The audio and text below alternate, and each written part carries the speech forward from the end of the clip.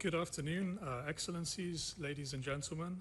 Welcome to Special Session 1 on Managing Threats to Strategic Stability. Thank you for joining us in this afternoon session. We knew that you have a few to choose from, so very glad that we have a full house. My name is Daniel Salisbury. I'm the Senior Fellow for Nuclear Arms Control, Non-Proliferation and Disarmament at the IISS in Asia. We live in challenging times where strategic stability is an ever-complex, ensuring strategic stability is an ever-complex endeavor. And I think this is true in an era of declining arms control, rapid developments in emerging and disruptive technology, and an increasingly fragmented information environment. Indeed, the very concept of strategic stability is highly contested and hotly debated. And so I think it's really excellent that we can bring together this really fine panel of 5 speakers to discuss this topic in this important forum. So I'll begin by introducing the speakers. So our first speaker is Mirjana Spoljaric, the President of the International Committee of the Red Cross.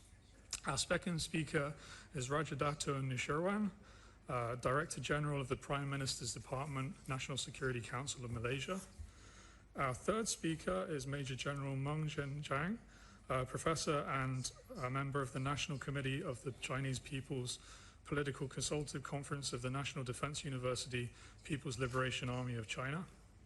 Our fourth speaker is Lieutenant General Nauman Zakaria, Commander 1st Corps, Commander Central Command and Commander Army Rocket Force Command, Pakistan Army.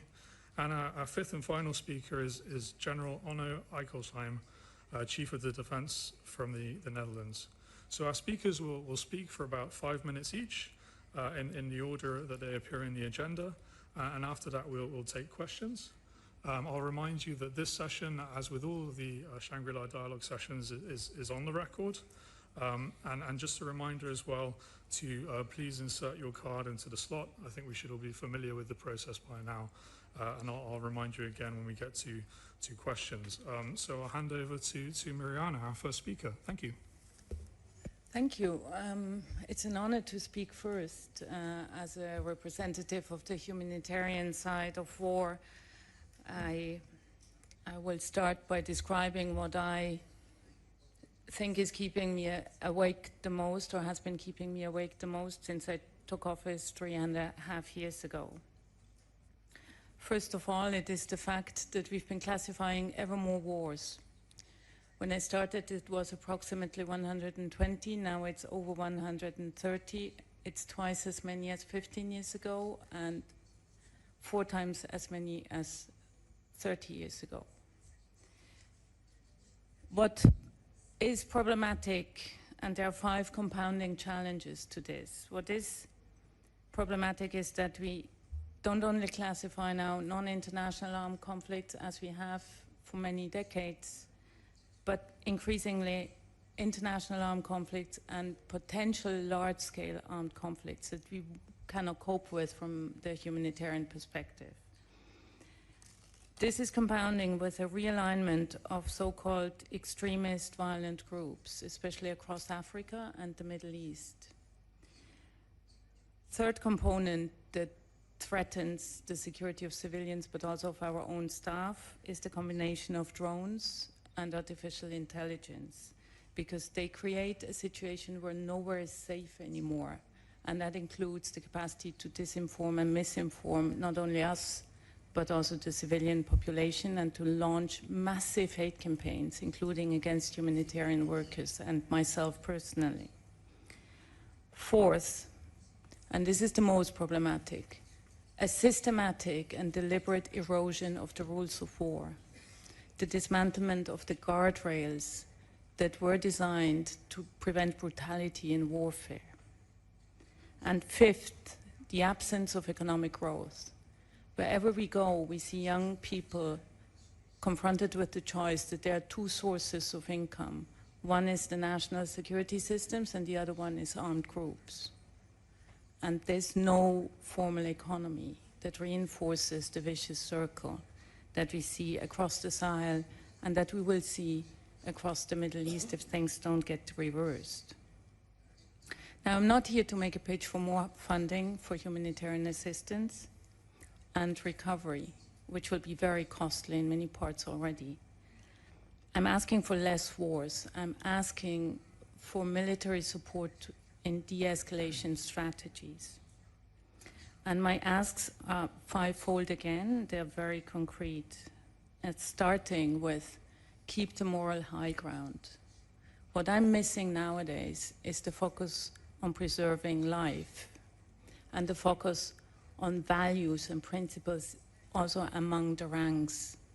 What we see are potential war crimes at scale in almost all the large conflicts that are active today. What they do is they don't only dehumanize societies, they dehumanize the military, because we are seeing military soldiers confronted with things they have to do that they cannot possibly recover from for a long time. The consequences for entire people will be disastrous. So we have to bring back the rules of war, we have to bring back discipline, and we have to bring back knowledge that these things are not permitted under any circumstances. Secondly, I'm asking you to uphold the rules of war because they are not ambitious treaties. They are the minimal standards that need to be respected at all times. It's really the basic minimums. Don't make them sound complicated. It's not. It's really the basics that have been enshrined in humanity for thousands of years. And it's not complicated to respect the rules of war if you really want to. But they are also the basis for maintaining the necessary trust and pathway back for peace. Because what we see now is that the absence of trust is becoming, and the fact that everything is debased, is becoming the biggest obstacle to negotiating lasting ceasefires. Now, third ask, and this one is important, make sure that you always maintain human control over the use of weapons. The combination of drones and AI leading to autonomous weapons turning against civilians has the potential that we see from nuclear disasters in terms of non-discrimination and non-distinction. Fourth, we are not criticizing investments in defense. That's your national sovereign decision. But you have to internalize the costs for humanitarian consequences of war, because as soon as a war starts, people die. Your own people are subject to humanitarian consequences because your health system may come under attack. And once you budget these costs into your defense budgets, you will be more motivated maybe to de-escalate or to prevent the military escalation in the first place. And fifth, make compliance with the rules of war in times where wars are spreading a political priority, because the law in itself doesn't carry weight. It's only forceful if the government stand behind them, budget for their implementation, and ensure and follow up on whether things are done the right way. Thank you very much. Thank you very much, President. I'll hand over now to the Director General. Thank you very much. Thank you very much, David. David has assured me that you are not a hostile audience, so I won't get questions like, you stole my girlfriend in 1989. Would you confirm that? I'm very pleased to be here to talk about strategic stability. Main threats of strategic stability today come from a combination of geopolitical rivalry, technological disruption, and weakening international norms. These threats increase the risk of miscalculation, escalation, and major conflict. Just a word on paranoia and its relationship to strategic stability. It is clearly a threat to strategic stability in various ways. Firstly, we tend to draw equivalence between very dissimilar phenomena.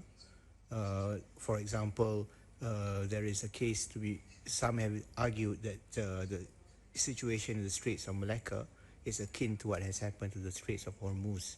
they are very dissimilar in very many ways. The only thing that's similar is that they're internationally important and strategic waterways.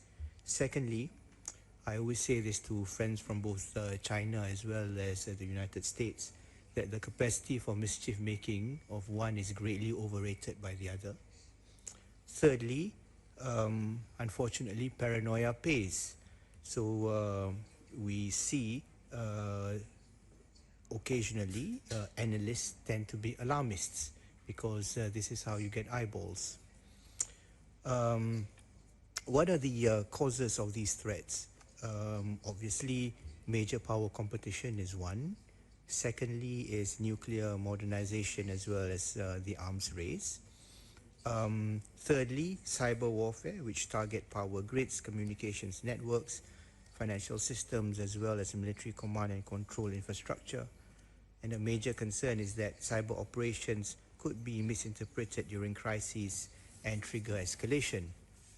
Artificial intelligence and autonomous systems are another cause of threats. Space militarization is emerging as one, especially since modern militaries depend heavily on satellites for navigation, intelligence, communications, as well as early warning systems. Regional conflicts with global implications, what's happening in the Middle East, is clearly an example of this. Next, we have information warfare as well as disinformation. Economic fragmentation and sanctions warfare is one of them, and these includes phenomena such as the weaponization of single points of failure. So we see this in the context of maritime trade routes. We see this in the context of rare earths as well as advanced technology. The weakening of international institutions and norms is another reason why the threats to strategic stability has increased. Terrorism and non-state actors is one of them, as well as climate change and resource pressures. So clearly, today's strategic environment is often described as more complex than the Cold War because instability now emerges from multiple interconnected domains rather than from nuclear deterrence alone. How do we address this? Firstly, we have to strengthen communication channels. And I just want to point out one fact, that strategic stability depends on strategic trust. But what do we mean by strategic trust? Frankly, in my book, I trust everyone. I trust everyone. I trust everyone to act in their own interests. So the key to addressing these kind of situations is to have a clear understanding of how they define their strategic interests. So you have to have communications in order to understand this. Secondly, we must continue efforts to strengthen arms control as well as confidence building. I think we all know that we have to manage emerging technologies, especially artificial intelligence. We have to reduce escalation risks in regional conflicts, and again, what has happened in the Straits of Hormuz has demonstrated this very, very clearly as well. We have to build resilient societies, preserve deterrence while avoid provocation, continue to support middle power diplomacy, improve global governance, as well as to recognize that failure to manage these can worsen geopolitical competition. So stronger international coordination reduces systemic risks.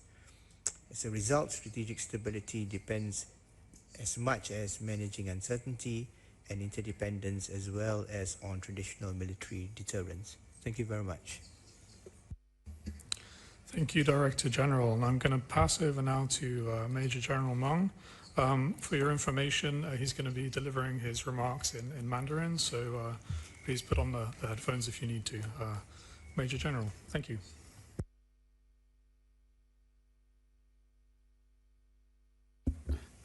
各位朋友、各位同事，非常荣幸啊，参加今天的这个平行会议。众所周知啊，香格里拉对话会为地区国家提供了沟通交流平台。利用这个平台，各国参会代表通过坦诚对话，增进了解，增加互信，共同致力于推动地区稳定繁荣。今天上午美国国防部的部长赫格塞斯在第一场全体大会上做了演讲，我是全程聆听了他的讲话。我注意到赫格塞斯在演讲中提到了前不久中美两国元首的北京会晤以及达成的共识。会后演讲之后呢，也进行了现场的互动交流。所以在正式发言之前呢，我想利用这个机会对赫格塞斯的演讲做一个简短的回应。从上午会议现场的提问和反应当中，我感受到前不久中美两国元首的会晤在这次相会上引起的关注程度是非常高的。这进一步说明中美关系的稳定不仅有利于两国人民，更有利于地区稳定和世界和平。这一次两国元首会晤的最重要的政治共识就是同意构建中美建设性战略稳定关系。习近平主席在会晤特朗普时明确指出，建设性战略稳定应该是合作为主的积极稳定，应该是竞争有度的良性稳定，应该是分歧可控的常态稳定，应该是和平可期的持久稳定，为未来3年乃至更长时间的中美关系做出战略指引。我们也期待中美两国相向而行，把两国元首共识落实落地，推动两军关系沿着健康、稳定、可持续的方向发展。这是我对上午赫格塞斯的演讲做一个简短的回应。下面呢，围绕我们这个平行会议的主题，我做一个发言。发言的题目是为维护全球战略稳定注入正能量。国际学界对战略稳定概念有不同理解。在我看来，它已经从早期的核恐怖平衡演变为今天涵盖国际秩序、军控体系及前沿科技的综合安全概念。但是不管怎么变，战略稳定始终是各国安全保障的基石。然而当前呢，正面临前所未有的挑战。我认为主要来自4个方面：一是霸权主义冲击地区安全，个别国家大搞强权政治，谋求绝对战略优势，挑动阵营对抗，加剧国际和地区军备竞赛，地区冲突频发；二是全球核冲突风险上升。The risk of global nuclear conflict is rising. In recent conflicts, parties have sent nuclear deterrence signals. In the past, the Palestine-Israel conflict, an Israel cabinet minister shockingly suggested using nuclear weapons in Gaza. This shows such threat of nuclear war is not remote. Third, the international arms control, disarmament, and non-proliferation regimes have been severely eroded. A series of nuclear arms control guardrails have collapsed. The 2 countries with the largest nuclear arsenals have entered a vacuum with no treaties, no verification, and no dialogue. Under the AUKUS Pact, Australia is developing nuclear-powered submarines. Japan is pushing to revise its pacifist constitution and the 3 non-nuclear principles, and seeking to have allies deploy nuclear weapons on its soil. The risk of nuclear proliferation is increasing. At the same time, the militarization of emerging domains such as outer space, cyberspace, and AI is accelerating. The militarization of emerging technologies is challenging traditional rules of engagement and ethics of war, increasing the risk of losing control. Fourth, global governance is in serious disorder. The global governance system suffers from dysfunction, disorder, and damaged credibility. Multilateral mechanisms are heavily disrupted by bullying tactics, plunging the world into the risk of weakened rules. These risks are intertwined and make the strategic stability extremely fragile. Faced with this situation, Chinese President Xi Jinping proposed the Global Security Initiative and the Global Governance Initiative, advocating a vision of common, comprehensive, cooperative, and sustainable security and emphasizing multilateralism and international rule of law, providing Chinese wisdom. I believe that all countries, especially major powers, should earnestly practice the vision of a community with shared future for mankind and shoulder their due responsibility for strategic stability. This year, first, we must firmly defend the post-war international order and consolidate the political foundation. This year marks the 80th anniversary of the opening of the International Military Tribunal for the Far East. This trial nailed crimes of Japanese militarism forever to the pillar of historical shame. laying the important cornerstone for the post-war international order. Yet today, certain forces openly glorify war crimes, promote erroneous views on World War II history, attempt to challenge the verdict of the Tokyo trials, reverse the verdict on aggression, and even taken concrete actions to break free from the post-war peace system. It's a country that has not thoroughly liquidated the toxic legacy of militarism qualified to talk about international defense cooperation. Can it win the trust of the international community, especially Asian countries that it invaded? I deeply doubt it. The lessons of history are not far behind. The world today stands at another crossroads. We must safeguard the achievements of the World War II and the post-war international order. Second, we must vigorously promote inclusive co-governance and build a fair and equitable global security governance system. Strategic stability should not be defined by a handful of countries, but on a broad participation. The current global security governance mechanisms urgently need reform. Developed countries are overrepresented, while developing countries are severely underrepresented. This does not conform to the trend of the times. China advocates the UN reform, adhere to the democratic consultation, enhance the representation and the voice of developing countries, especially African nations, promote the expansion of BRICS and the SCO, support ASEAN's central role in the regional architecture, help Southeast Asian countries play a greater role in regional and international affairs, strengthen the Global South voice, and push for a more fair and equitable global governance system. Third, we must strengthen consensus on arms control and uphold the nuclear non-proliferation and disarmament regimes. In November 2025, China issued a white paper on China's arms control, disarmament, and non-proliferation, systematically elaborating China's views and policies.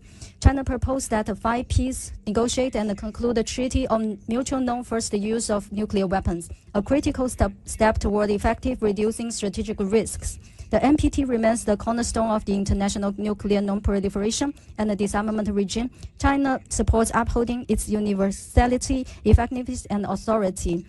The country with the largest nuclear arsenal should fulfill their special responsibility and restart the nuclear disarmament process as soon as possible. Fourth, we must actively manage risks from emerging technologies and prevent a rules vacuum in military domain, allowing the algorithm to hold the power of life and death over human could easily lead to loss of technology control and might even turn the American film The Terminator scenarios into reality. I believe that the future development of AI should shift from technology for good to technology for security at all times. We must ensure that the control of the warfare and the weapons in human hands. China has submitted a position paper regulating AI military application under the UN Convention on the CCW framework, supporting the conclusion of legally binding international instruments when conditions are ripe.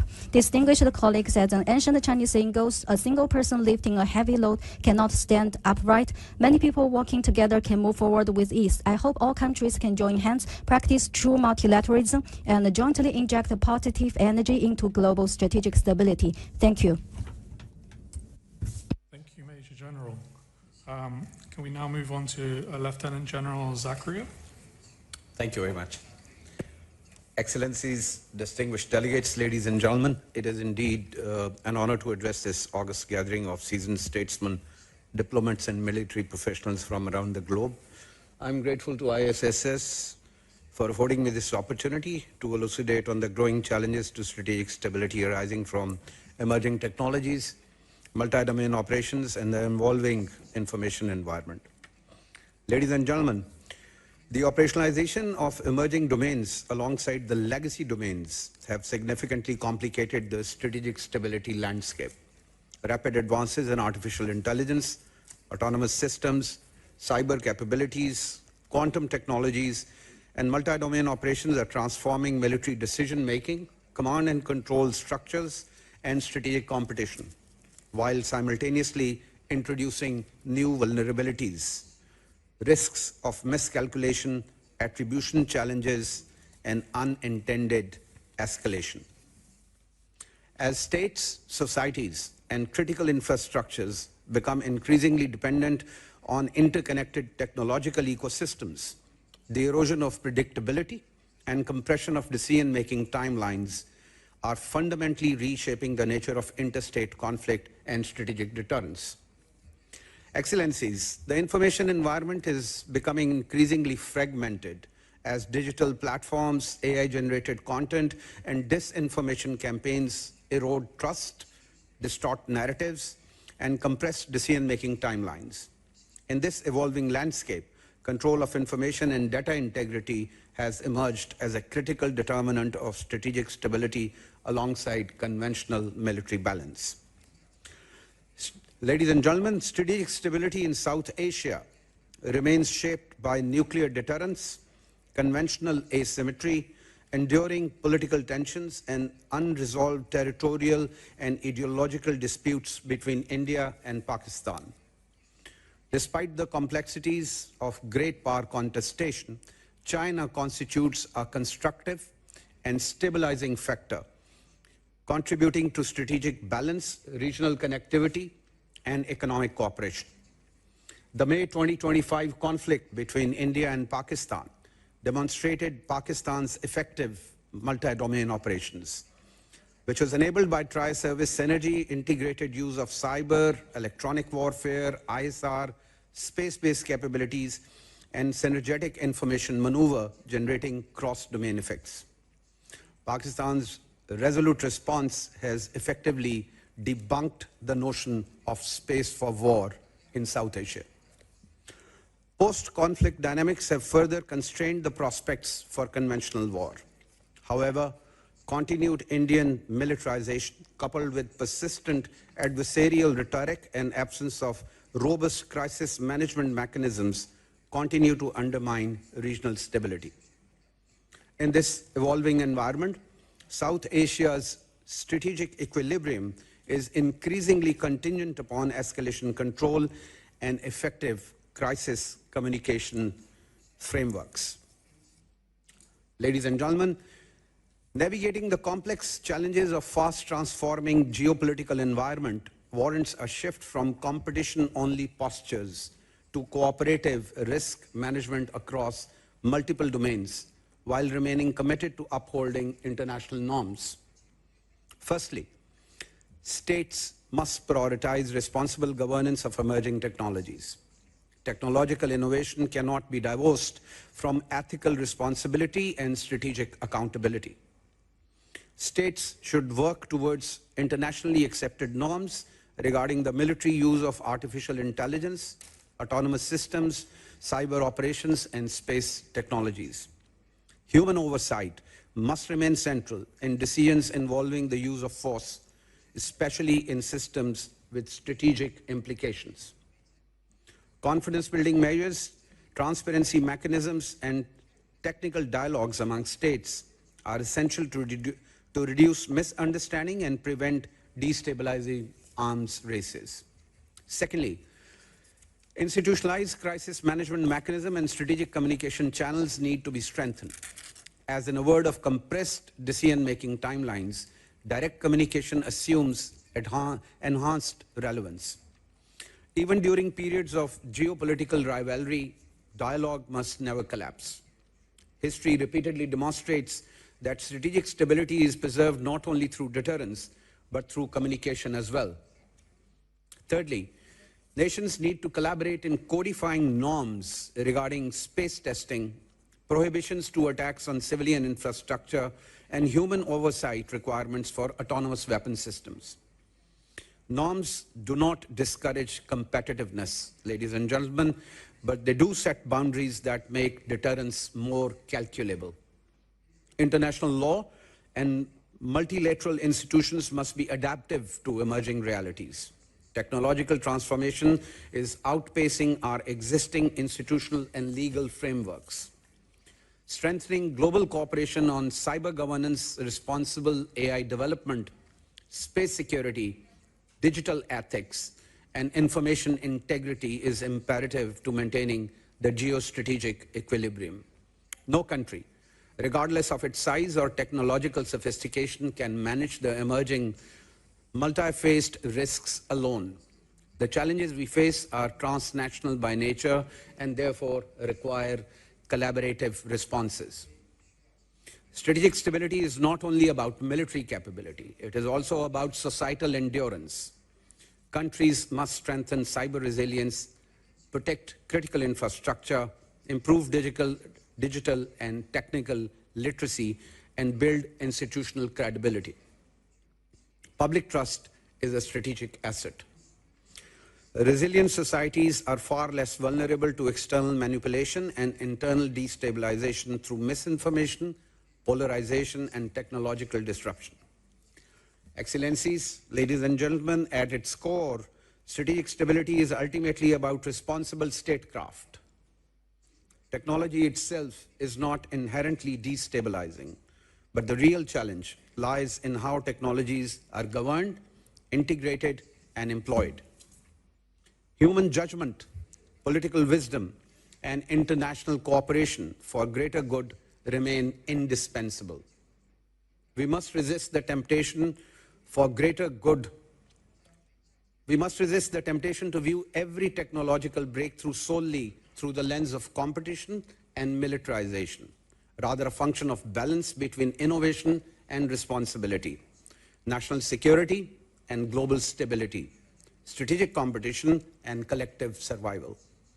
Let us remember that peace and stability have never been involuntary outcomes of technological progression. They have always depended on political responsibility, strategic restraint, and sustained international engagement. I thank you very much. Thank you, Lieutenant General. And last but not least, General Eichelsheim. Yeah, thank you very much. And besides all the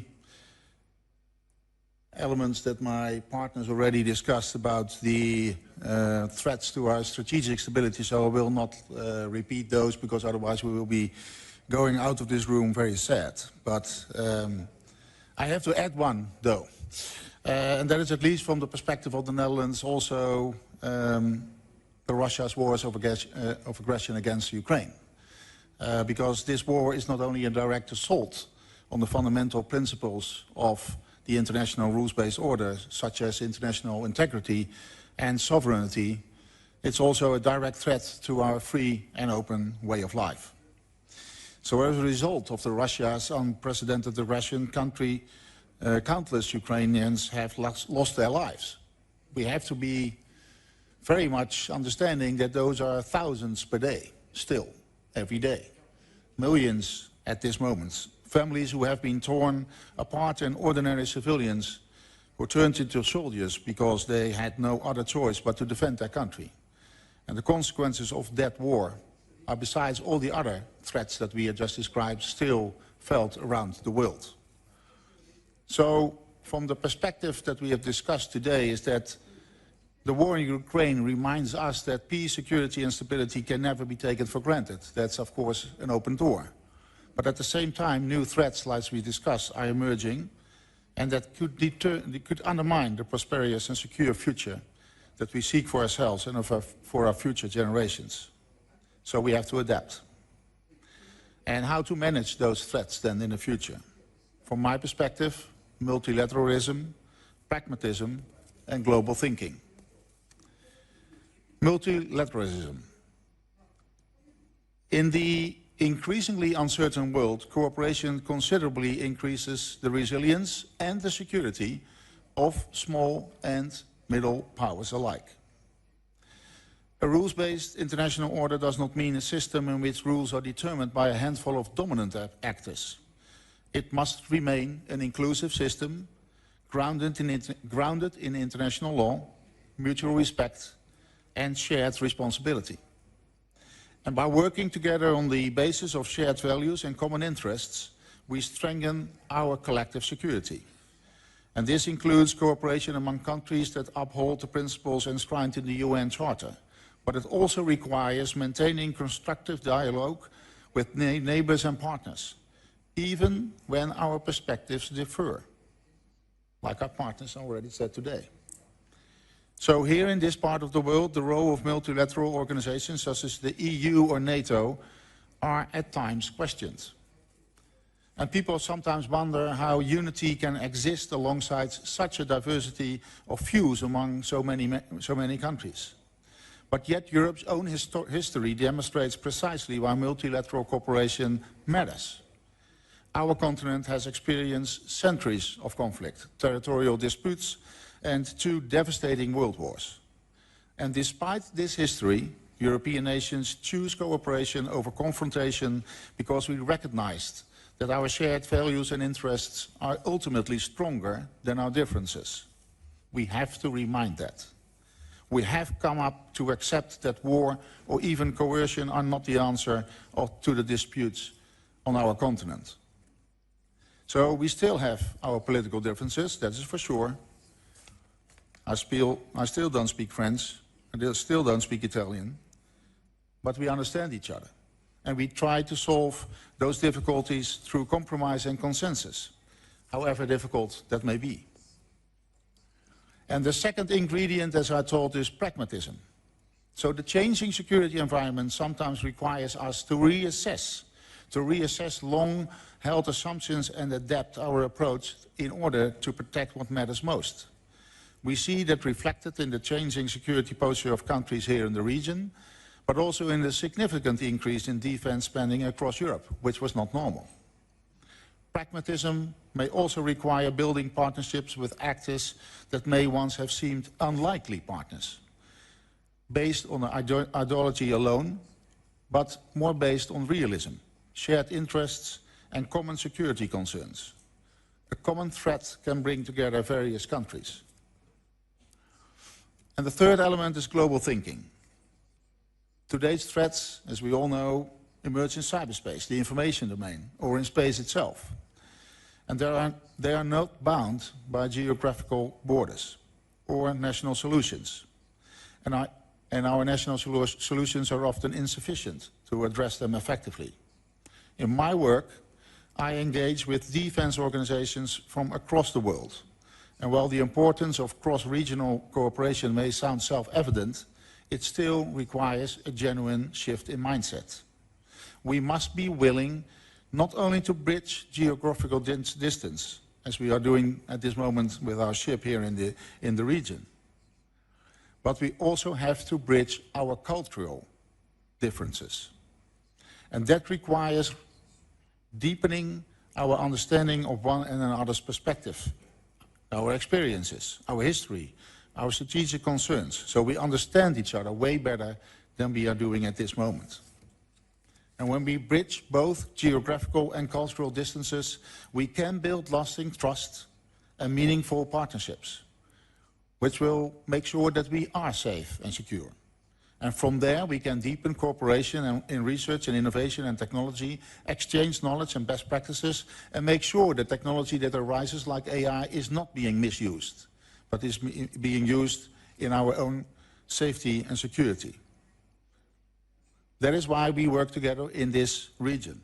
And that is why we look forward to further strengthening defense cooperation with partners across Asia or other parts of the world. And we share the same security interests and the same commitment to protect our free and open way of life as we have done in the past in Europe. Thank you very much.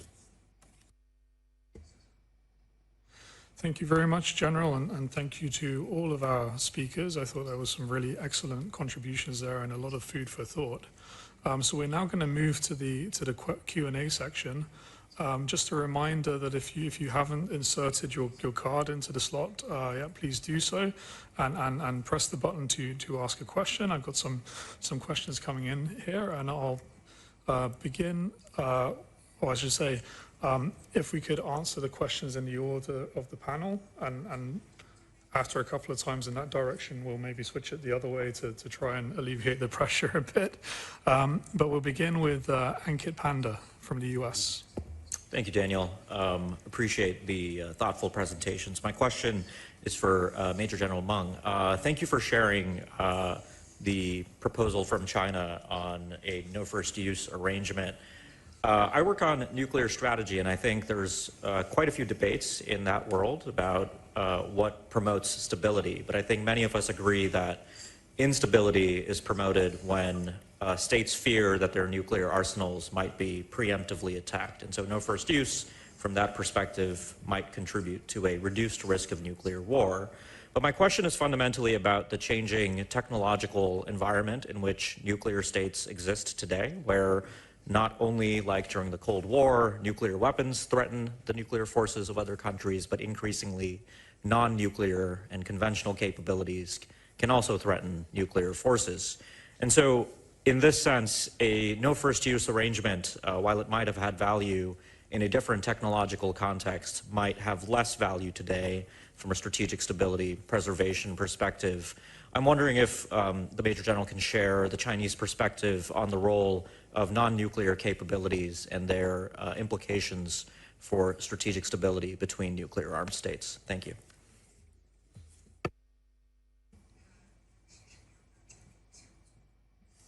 Thank you, Ankit. A couple of questions before we request answers. So I'm going to go now to Antoine Levesque from IISS. Thank you. I have 2 + 2 questions. I'll be quick. First of all, to General Norman. So thank you very much for your thoughts. I'm addressing you here as the commander of the Army Rocket Force, which was stood up last year in Pakistan. In 2020, General Khalid Kidwai from Pakistan chose the IISS to elaborate on Pakistan's doctrine of quid pro quo plus. Earlier this month, on the 14th of May, he is reported to have talked about a quid pro quo plus option for Pakistan. In the position you are in as commander of the Army Rocket Force, could I ask you if you conceive of that rocket force as being particularly usable in the context of it being strictly a conventional rocket force? If so, are you confident, is Pakistan confident, that it can retain escalation dominance while restraining the most uncontrolled dynamics which are part of the fog of war? Secondly, to Major General Meng. Sir, could I ask you in the context of Ankit Panda's question, whether you reckon that India-China relations benefit from sufficient strategic stability? And finally, to all panelists, 2 questions.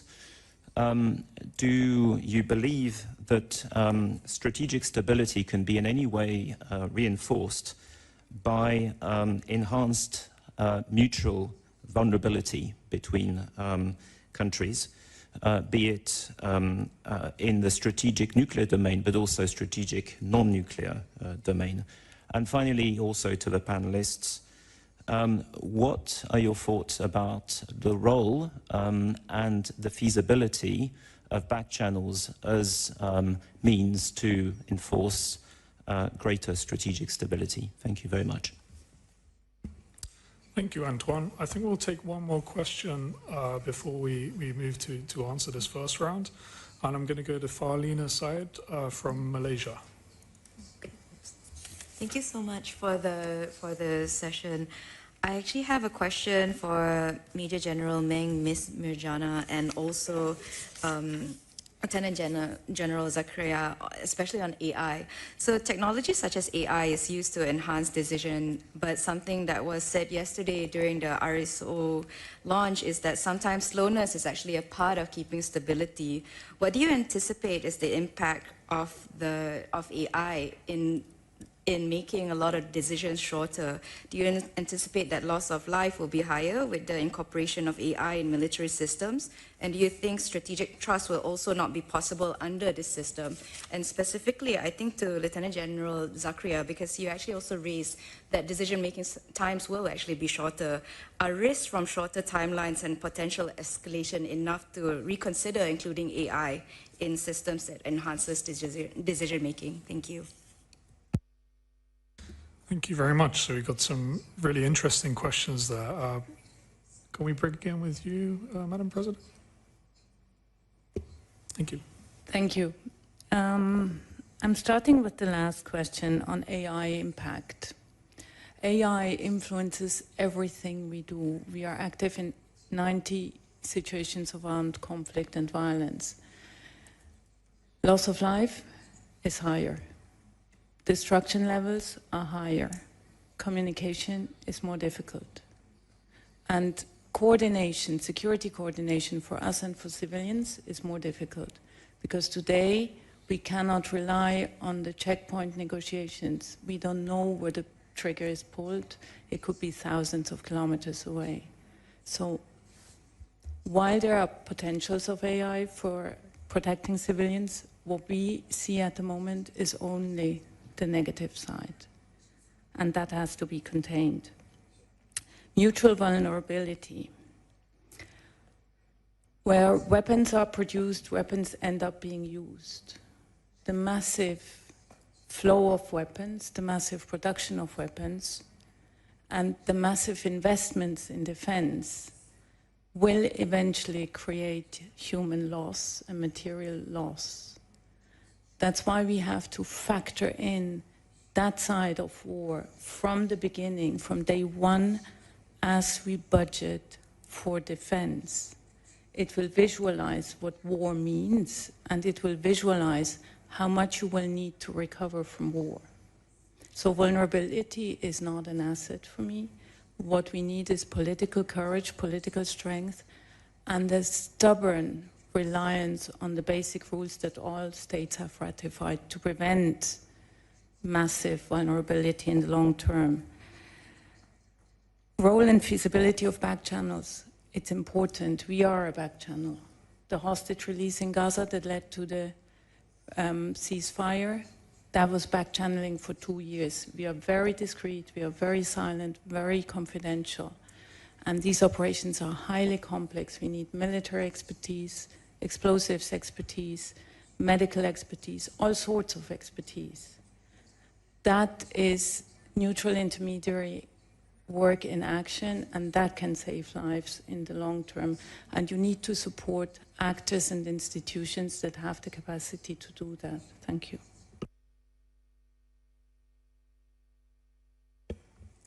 Thank you. I'll take on the question of feasibility as well as the role of back channels, just to agree that it is very effective, and partly I say this because this is also part of my job description, but I think it's also important to note that there are various reasons why back channel work is important, at least in the government context.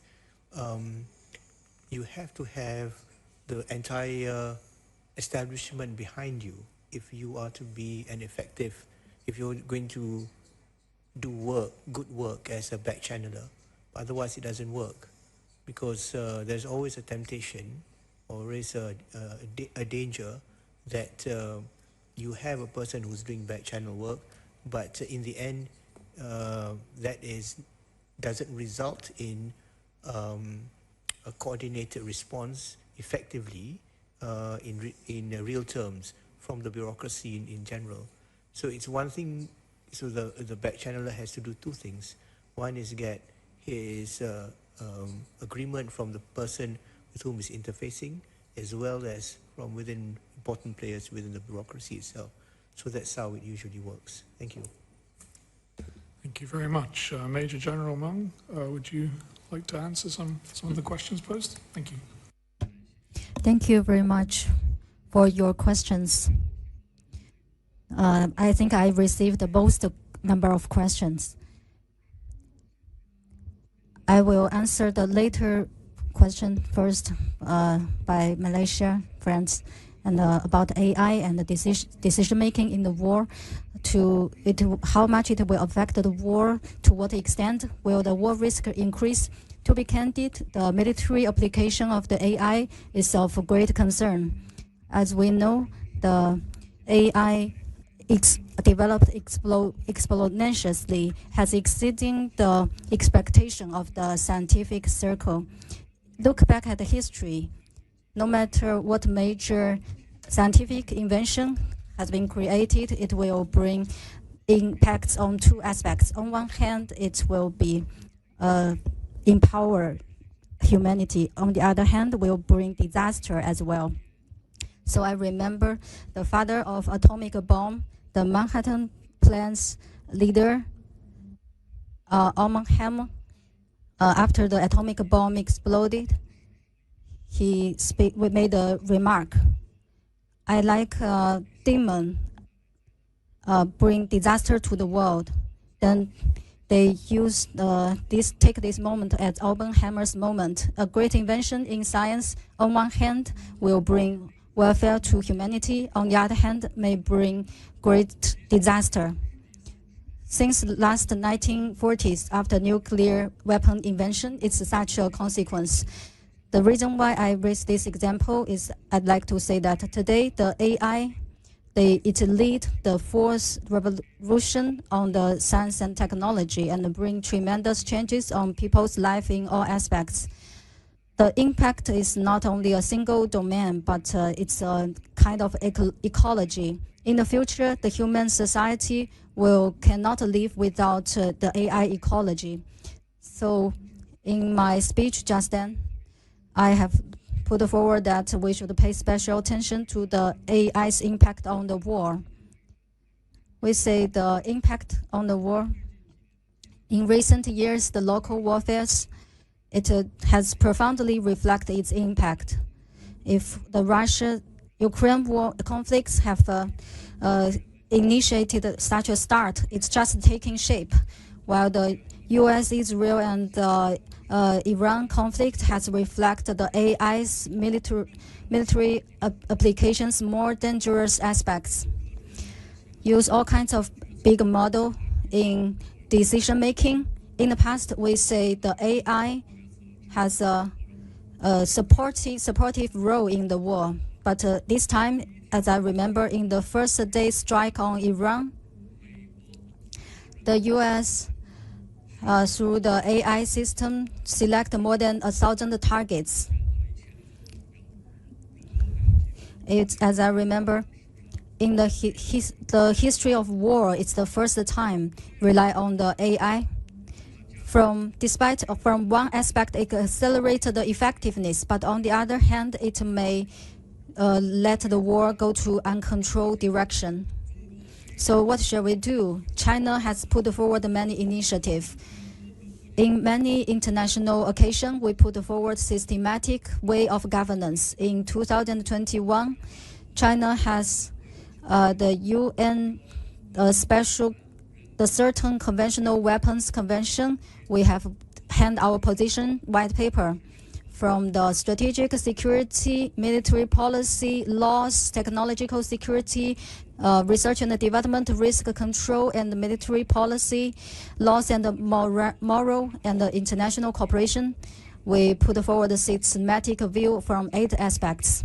Last year, the first conference of UN, China's delegation stress again such a position. I think ultimately such a problem should be solved from the ideal, especially the major countries' ideology. Ideology decide the policy, policy decide the action. For example, the UN's AI advocate AI application should take people first and to take AI toward good, but also toward security.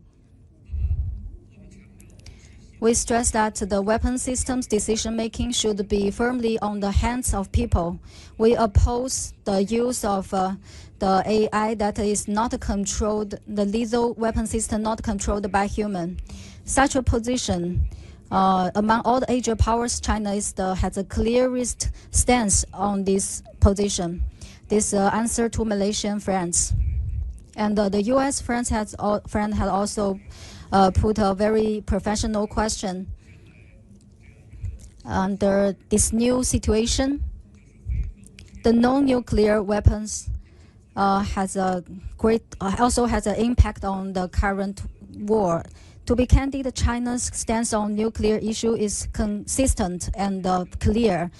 As you know, put it in simple words, it includes several aspects. First, we adhere the peaceful development path, independent and defensive nuclear policy. October 16, 1965, the first atomic bomb exploded in China. We promised the no first use of nuclear weapon by China. Our goal is clear. ultimately, we will comprehensively and eliminate all the nuclear weapon. Finally, the policy is consistent for the past 5 decades. We promise that under no circumstances we will not. We won't use the nuclear weapon to the non-nuclear weapon-free zone. This policy also is consistent. This is what we are making efforts in the past decades. Among the 5 Ps, we hope that the 5 Ps will also sign such a treaty, the no first use of nuclear weapon. If we can do so, we can reduce the risk and the role of nuclear weapon in national security. So we can further enhance strategic stability.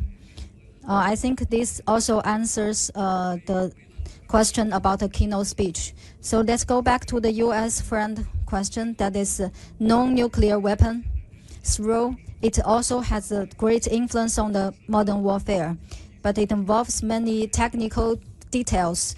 To be frank, I'm not a technical expert. I'm a study strategy, including AI, the non-nuclear weapons influence. I studied from the strategic level.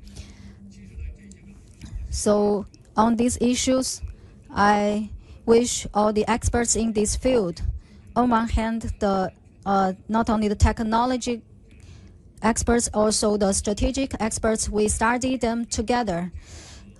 We can find the path out. So the non-nuclear weapon issue will not increase the risk of the nuclear war. So this is my answer. Thank you. Thank you, Major General. We can move on now to the Lieutenant General's answers. Thank you. Thank you very much.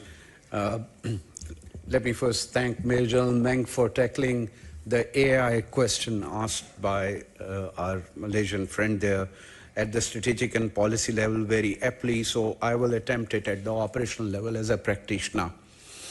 The problem that the AI systems bring on the battlefield at the operational level actually create the vulnerabilities where the risk suddenly vertically jumps to the strategic level.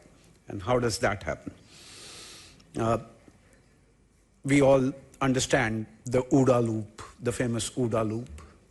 So AI-driven systems shortcut the OODA loop, and that creates that gap and vulnerability in the cause and effect. The effect it creates by getting into the OODA loop compresses the time so much that an adversary will not be able to evaluate the situation comprehensively and give a measured counter move to that move, for want of, I'm not getting into military jargon here, I'm trying to. So, and therefore, that creates that proverbial fog, which my friend here talks about. And most of the times, people will react irrationally, and the responses will be extreme, and which actually will break the entire facade of the rules of war around which we have been trained to fight or prevent the wars. And that's the biggest vulnerability of the AI as I see it. So at the operational level, this becomes very, very dangerous specter for me to be contending with a force where most of the decisions are AI-based. So my calculus gets burdened pretty soon, pretty heavily. Thank you very much. Hope that takes care of that part. Now I come to some heavy lifting here. The rocket force. And before I answer your question directly, sir, let me set a context for the audience sitting here. Pakistan and India, we find ourselves in a neighborhood which is very unique, and we all understand that. We are two nuclear-armed rival nations. There have been nuclear-armed rivals, and the nuclear theory has been expounded starting from 50s till kingdom come, very deliberately. But this is a special case where the reaction times are not in minutes, they are in seconds. So that's very special to South Asia, and that's particular only to South Asia. We have seen since the so-called Operation Prabhakaram, Indians trying to create the notion of, again, so-called space for war under the nuclear overhang, because they thought that in all-out war, it will be difficult to achieve their political objectives, politico-military objectives also, and military objectives also. So the quest of finding that space for war brought Indian strategic thinking, where non-contact warfare was thought to be the panacea for the problem, the solution for the space for war. And I'll share a very interesting thing with you. The mission that my army has, given by the government of Pakistan, I'll share the first two words of that mission. And they say, deter war. The primary mission of the Pakistan military is to deter war. And should it happen, then we'll do what we have done always. And we did it last May 25, last year, for everybody to watch. Rocket Force 火箭军的目的呢，在5月份就已经表明了，也就是填充这个，也就是要 of our neighbors, the Indians. And what it does also is it raises the escalation ladder, so the rungs are suppressed. The decision making, again, with or without AI, is compressed, because we are talking about what I said in my preamble, two nuclear-armed rival neighbors. So when there are rocket flying in the air with such short flying times, and in absence of any formal crisis management mechanisms between the two countries, unfortunately, the international community is the one that gets worried.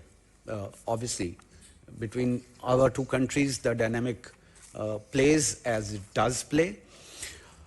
Your specific question was, so this was basically the preamble in which, the context in which the rocket force has been created. It is a strictly conventional force. It has got nothing to do with the strategic nuclear forces of the Pakistan. It has a separate command and control structure.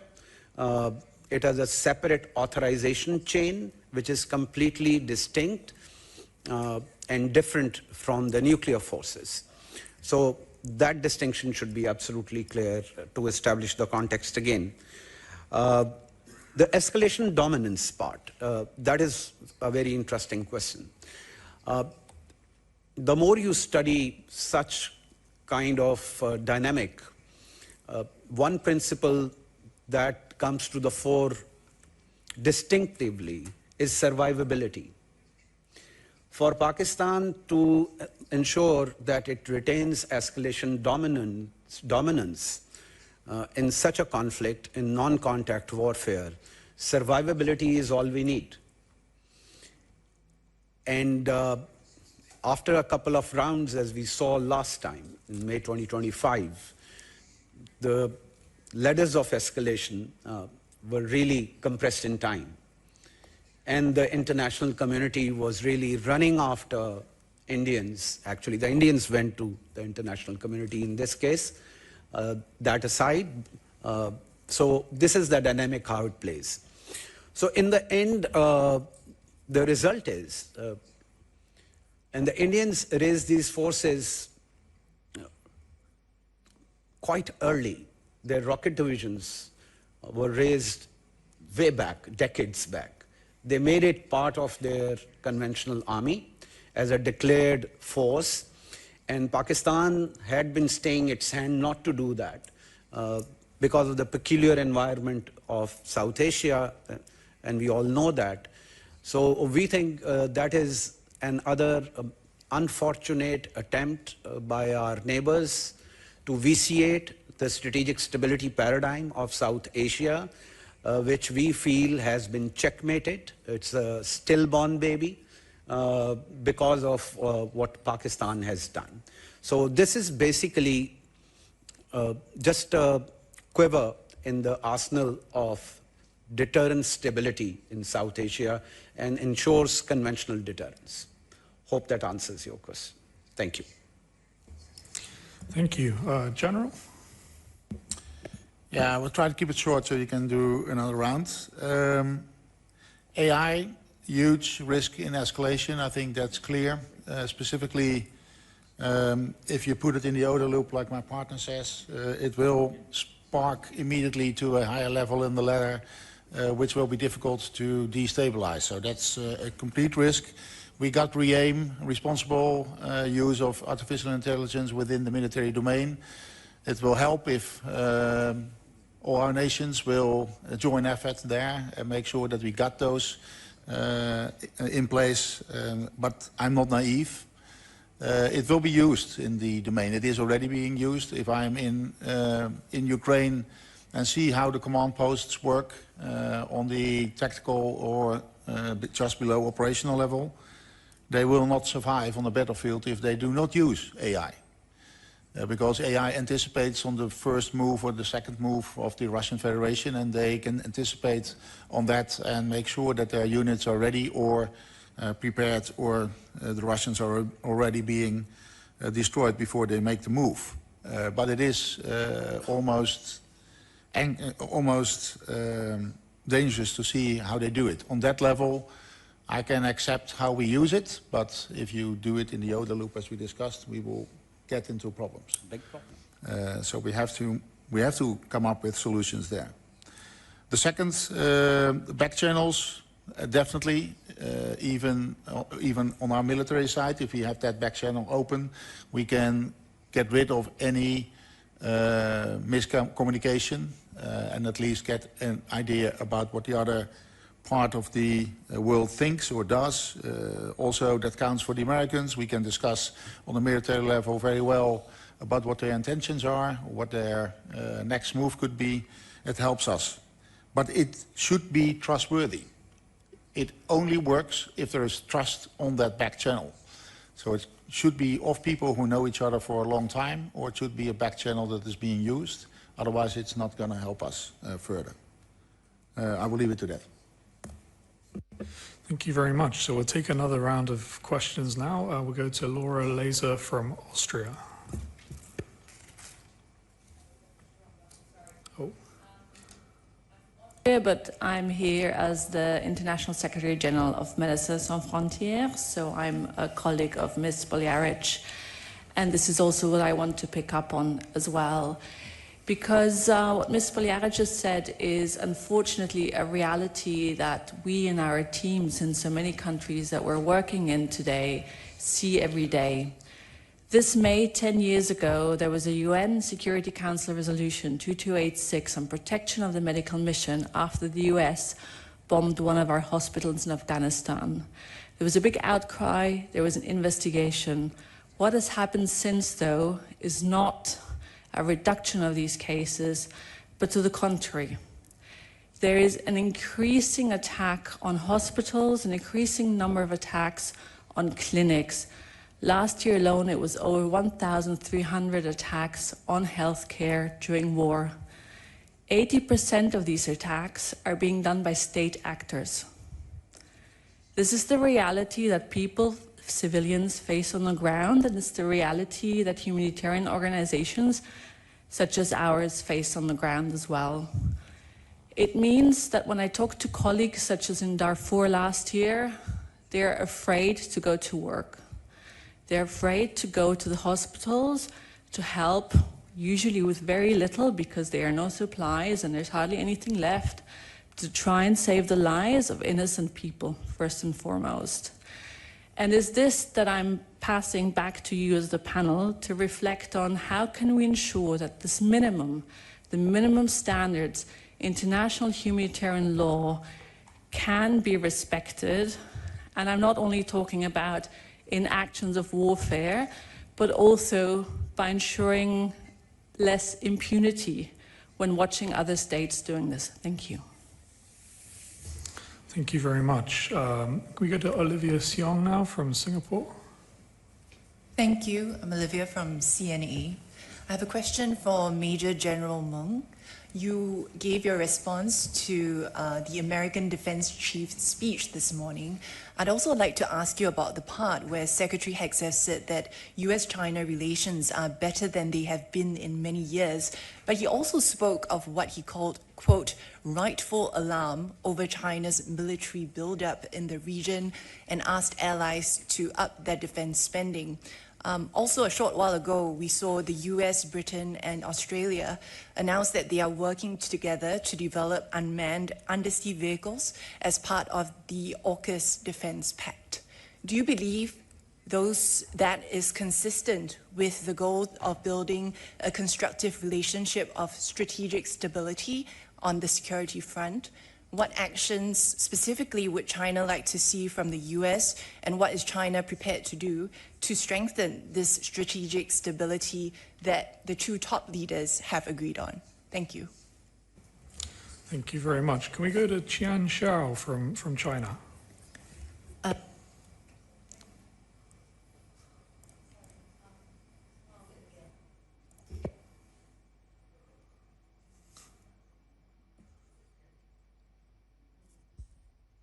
Sorry, my question was the Madam President of ICRC, and we noticed that UN Security Council has just had an open debate on the protection of civilians in armed conflict, and also ICRC together with China and a few other countries launched the initiative to galvanize the firm commitment to international humanitarian law, and also following up our colleague from these Doctors Without Borders. In your view, what has made protection of civilians in armed conflict so difficult right now? We should at least offer some minimum level of assurances, right? My second question was the Dutch Defense Minister.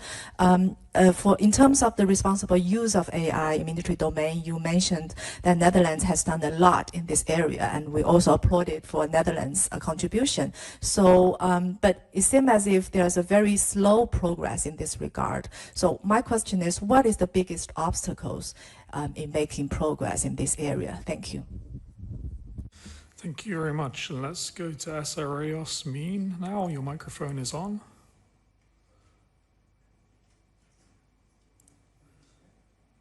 Hello. Thank you, Chair.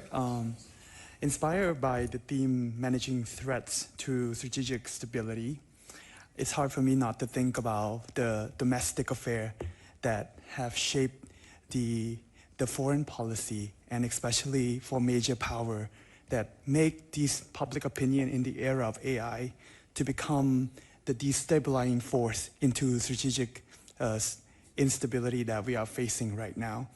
Therefore, since we are currently trying to congratulate the meetup between the two powerful states recently, I would like to know from the panel, how do you think that the two powerful states can work together to prevent the coordination of disinformation campaign that hopefully can stop the radicalized public opinion that make the destabilizing force for reactive foreign policy that can cause a major conflicts in the future? Thank you. And we'll go to Christopher Buckley now. Thank you. I have a question for Major General Meng as well. In his comments, he emphasized the importance of the understanding that President Trump and President Xi reached on strategic stability between their two countries. I wonder on that context, does he believe that on the basis of this understanding of strategic stability, US policy toward Taiwan will change? Does Major General Meng see any signs of that change in US policy toward Taiwan, particularly on arms sales? And in that context, what does he make of President Trump's comments about Taiwan in the wake of the summit with Xi Jinping? Thank you. Thank you. And we'll go to Tricia Yeo now from Malaysia.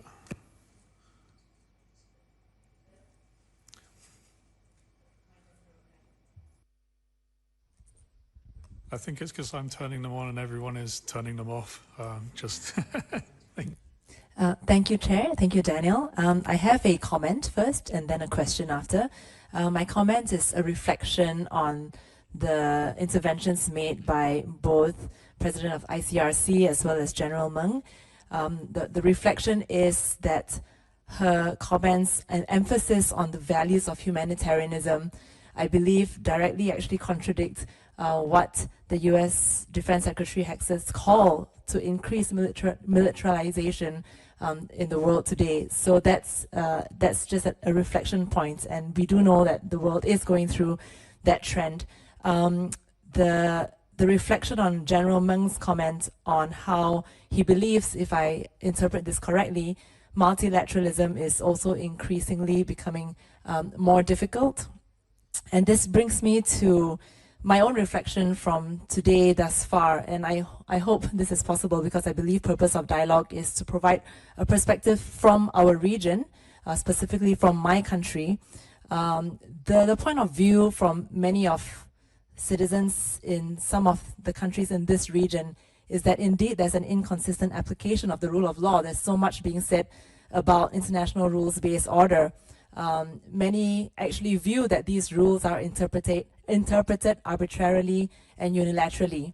And this makes pushing for any further adherence to rules-based order extremely difficult. If many comments and interventions throughout today, as I've heard, talked about how the closure of the Straits of Hormuz restricted the freedom of navigation, very few mentioned what actually started the Iran war in the first place, much less the violence that has been perpetrated in Gaza, which the president of ICRC has made mention of. So that's my reflection. Based on this reflection, my question follows up actually on the comments made by the panel today about the use of AI and autonomous nuclear systems that are increasingly being used today. So number one, are there actual efforts being made to have tech governance and AI governance over these systems? Is there a rule that's attempted to be made across countries actually using them? How is it possible? My second question is probably more difficult to answer. How is it possible to create such a rule around AI governance over nuclear weapons when the main AI players are in fact tech companies that have favorable conditions from their country of origin? Thank you. Thank you very much. And we've had so many good questions and a lot of rich discussion. We are now into the last 15 minutes. So I'm going to ask each of the panelists to respond in about 3 minutes each, okay? And I will have to cut you off, unfortunately, if we go beyond that. But I wanted to gather as many questions as possible because we have so many from the floor. So can we start with Madam President? Thank you. I'll start with the question, how can we ensure minimal standards are respected? I said at the end of my introduction, make international humanitarian law implementation a political priority. And then it will be better. The problem are double standards.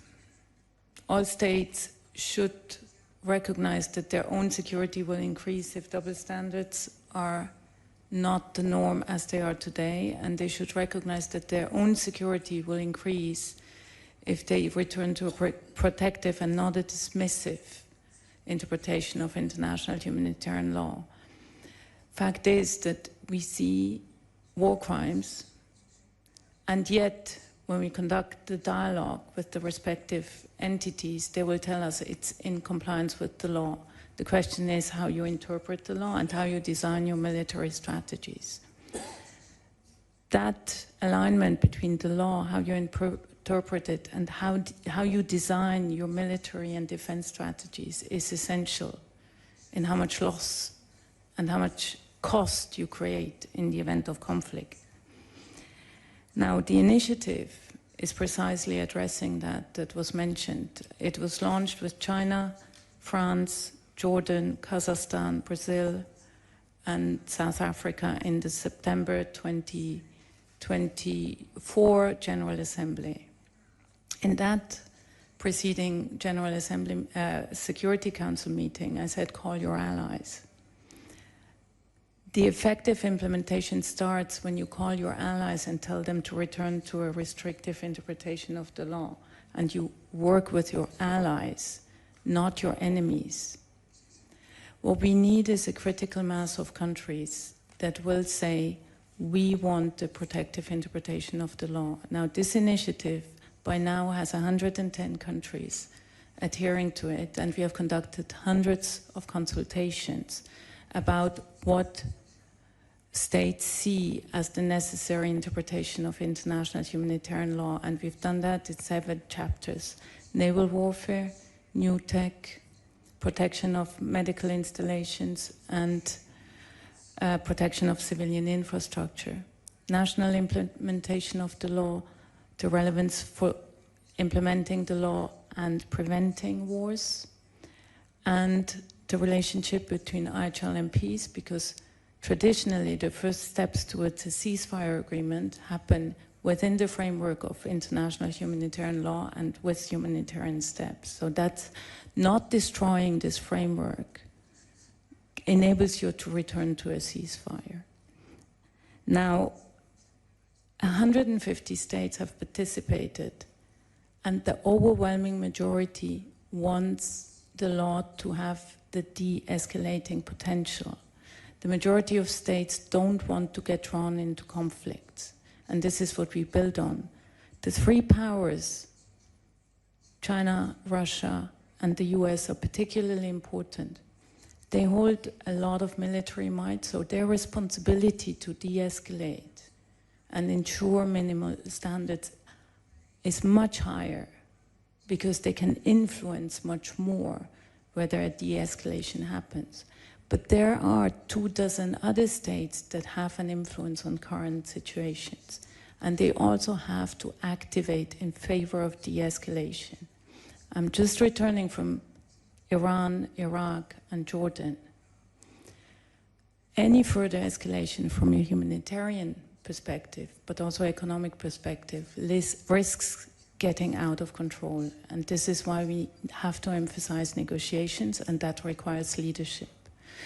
Now, Jordan will host on behalf of the SIX an international conference on 7 December. It will be hosted by the King of Jordan. This conference has one objective. It's to link the practical steps that the military undertakes with the political leadership. What we need is alignment between the top political layers and the military leadership, that minimal standards have to be respected and integrated into military strategies. I hope that this conference will be a success, but I also want to emphasize that the US is still our largest funder by far, and the frequency of discussions around compliance with international humanitarian law at all levels is highest with the United States, and we discuss our reports on their conduct of hostilities with them on a regular basis. And this is what counts. It's the constant engagement around these questions. Thank you. Thank you very much. Director General, your 3 minutes.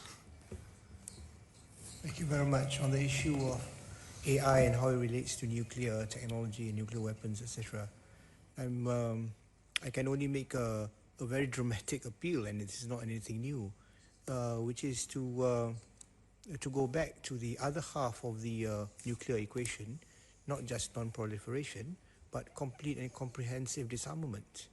Nobody seems to be talking about it now, but this was certainly part of a very realistic equation. You get rid of nuclear weapons, therefore you don't need to worry about the use of AI in these horrible weapons. But that doesn't seem to be the case right now. So that's the first point. Second point is on AI. It's again a very strange situation where we can do what we are supposed to do, what we are not doing it.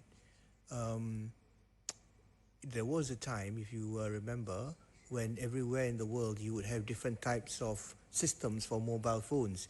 You go to Japan, it doesn't work. You go to the US, it doesn't work. So you had to have 3 sets of mobile phones, frankly. But we're not, in the end, through the International Telecommunications Union, you did have one common standard, and therefore we can now use one phone everywhere in the world. But human beings are very stupid that way. We should be coming together to talk about common standards for artificial intelligence in all of its forms, in terms of its users, in terms of its production, so on and so forth, but we're not. So this can only happen if the cost of inaction is higher than the alternative. So hopefully this day will come sooner rather than later. Thank you. Thank you very much. Major General Mang, you received many questions, and there's not much time left on the clock, so I'd appreciate if you could answer 1 or 2 as well as you can. Thank you. 好，我严格控。 I will control the time within 3 minutes. Answer 2 questions. The first is the U.S.-China strategic stability, and also today's hegseth speech to strengthen the alliance, and also Taiwan question. I will answer them together. I will stress on 3 points. First, the Taiwan separatist forces and the Taiwan Strait peace cannot accommodate with each other. If we want to safeguard the peace of the Taiwan Strait, we should oppose the Taiwan separate forces. This is our red line.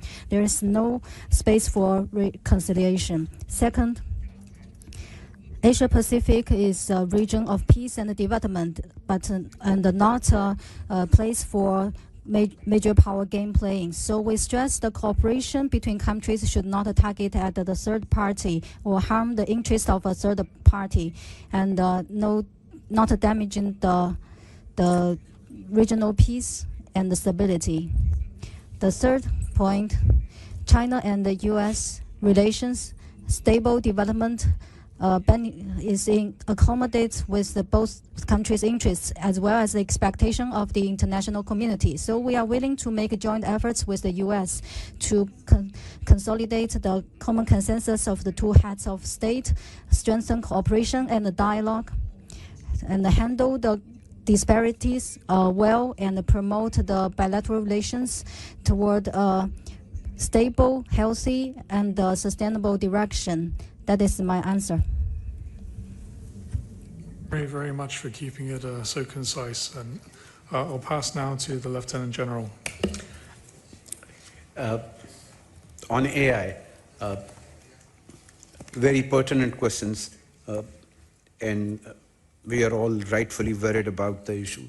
Till the time there is not a collective decision on the larger question of AI and its usages in various aspects that concerns across the human want, the human spectrum, I think it'll be very difficult to bring in a uniform AI governance. And we all hope and pray it comes earlier than later. Thank you very much. Thank you very much. Even more concise. And on to our final speaker. Your 3 minutes. The bar is set high now. Yeah, it leaves me, well, I got 2 minutes actually, so that's more than 1 you. There's 1 minute more. But anyway, why doesn't it work? Well, it works, re-aim, but why doesn't it go fast enough? I think more nations should be involved, because now you see there is some fear with nations that are involved, that they restrict themselves too much by getting regulations on AI. So that's one. The second one is that, to be honest, AI goes faster than how we can think about the usage of AI. So we need to increase the frequency of having these meetings with each other to come up with solutions faster than AI actually develops. So that's on that question. And then on the other question about humanitarian law, yeah, we have to be more vocal about it. All nations have to be more vocal about it when we see that it happens. We have to address it continuously. We don't do that anymore, or at least not more than enough, not good enough. So, and I'm not naive that will be the direct solution. We are educated in how we can use it. So we can also tell our politicians, hey, now you have to act. And I think if we don't do that, this will only go worse in the near future. So those were my 2 minutes. Thanks, Chair. Thank you very much, General, and thank you all for joining us for this special session. I think we had so many questions and so much interest. It's a really good sign, and the quality of the discussion has been really high, so thank you all for the questions. And I think the only thing left to do is to thank our panel in the usual way. Thank you.